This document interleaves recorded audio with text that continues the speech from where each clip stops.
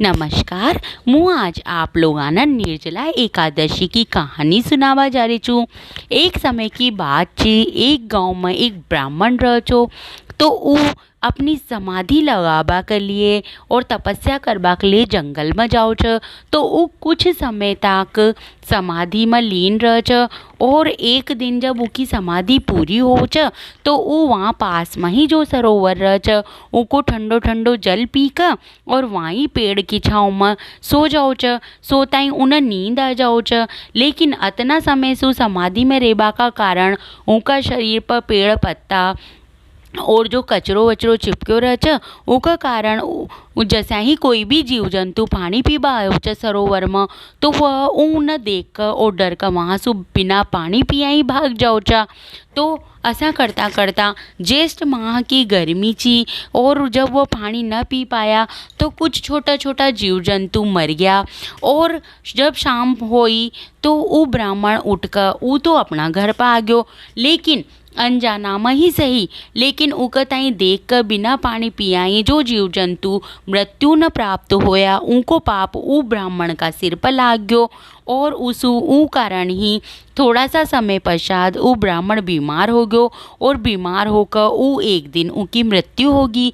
और उनकी मृत्यु होने के बाद उनकी पत्नी अपना बेटा और अपना घर को त्याग कर अपना पति के साथ सती होगी और वो दोनों पति पत्नी ही नरक में चल गया। और नरक में वाना अनजाना में जो पाप होयो उनकी बहुत सारी यातनाएं सही और उनके बाद वाना एक पपी दोन्या नहीं पपीहा को जन्म मिलो। तो वो पपीहा को जन्म मिलो तो वो अपना घर का पास का ही एक पेड़ पर आकर रेबा लाग गया। और वह जो पंडित जो वो अपना पुनर्जन्मा का कर्माना याद कर वो जोर जोर से रोचो। तो एक दिन उनका पुत्र ने वहाँ की रोबा की आवाज़ सुनी तो उन्हें सोची कि यो असो पपियो छ जो अपना घर का आसपास ही रोतो रह छ। तो उन्हें वहाँ का ताई उड़ाबा की बहुत कोशिश करी लेकिन दोनों वो पति पत्नी वहाँ से उड़या कोई ना। एक दिन उन्हें परेशान होकर वो पेड़ में ही आग लगा दी कि जैसा ही आपन आग लगाऊंगा तो ये पपिया यहाँ से उड़ जाऊगा और रोऊगा कोई ना। लेकिन वो पपिया वहाँ से उड़या कोई ना और वो पेड़ के साथ साथ वहाँ का पंख भी जल गया और वह नीचे धरती पर आन गिरा और बहुत ही घायल अवस्था में पड़ा रहा। तो उसी दिन जैसा ही वहाँ को बेटो सोयो उसी रात में वहाँ का सपना में भगवान आया और भगवान ने की जी पेड़ में तना आग लगाई ची और जो पपीहा का पंख जल गया वो और कोई न चा वो ताका माता पिता ही चा। और तू वहाँ को उद्धार को कोई व्यवस्था मतलब वहाँ को उद्धार के लिए कोई कर्म कर जिससे वहाँ को उद्धार हो। और ये तारा माता पिता ही छ वहाँ से अनजाना में पाप होयो जिका वो कर्म भुगत रहा छ। तो असा जैसा ही उन्हें सपना हो छ तो वो बहुत दुखी हो छ और दूसरे ही दिन वो बहुत ही प्रसिद्ध ब्राह्मणा के पास जाओ छ और ब्राह्मणा के पास जाकर अब पूरी बात बताओ छ कि हे ब्राह्मण देवता मारा पिता एक बार समाधि के लिए जंगल में गया था और जंगल में वो जैसा ही वहाँ की समाधि टूटी जैसा ही पानी पीकर वहीं पास में पेड़ के नीचे वो सो गया और वहाँ नींद आ गई। वहाँ पर जो छोटा छोटा जीव पानी पीबा के लिए आया लेकिन वो हमारा पिता का ताई देखकर डर गया और वो पानी न पी पाया और ज्येष्ठ माह में गर्मी के कारण वो मृत्यु न प्राप्त होया। इस कारण हमारा पिता का ताई अज्ञात में ही जो पाप लाग्यो छ उनका कर्मान भोग कर वो पपिया बन गया। लेकिन मना तो पतो ही कोई न छो और मना वो वृक्ष में आग लगा दी जिससे वहाँ का पंख जल गया। अब आप वहाँ को उद्धार को कोई मारता कोई गत गेलो बताओ।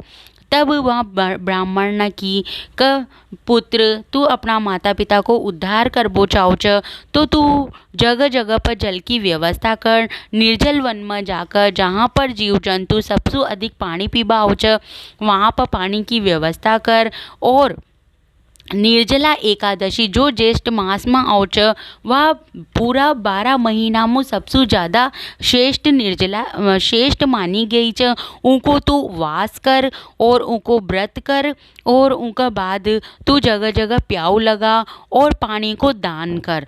तो उनका पुत्र ने ऐसा ही करो। उन ज्येष्ठ मास में आबा वाली निर्जला एकादशी को व्रत करो और उन जगह जगह जल की व्यवस्था करी और जगह जगह प्याऊ लगाया, जिससे उनका माता पिता को उद्धार होयो।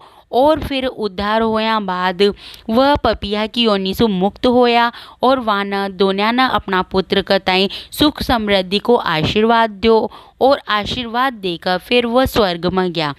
तो हर इंसान न चाहे पूरा 12 महीना कोई भी एकादशी करो या मत करो, जो ज्येष्ठ माह की एकादशी च निर्जला एकादशी वह जरूर करनी चाहिए। और कम से कम पूरी ज़िंदगी में एक निर्जला एकादशी तो सब नहीं करनी चाहिए। ज्येष्ठ माह की एकादशी जो निर्जला एकादशी च वह सारी एकादशा में श्रेष्ठ मानी गई है। अगर आप लोगों ने यह निर्जला एकादशी की कहानी पसंद आई हो तो ई कहानी न लाइक शेयर और सब्सक्राइब जरूर कर दें।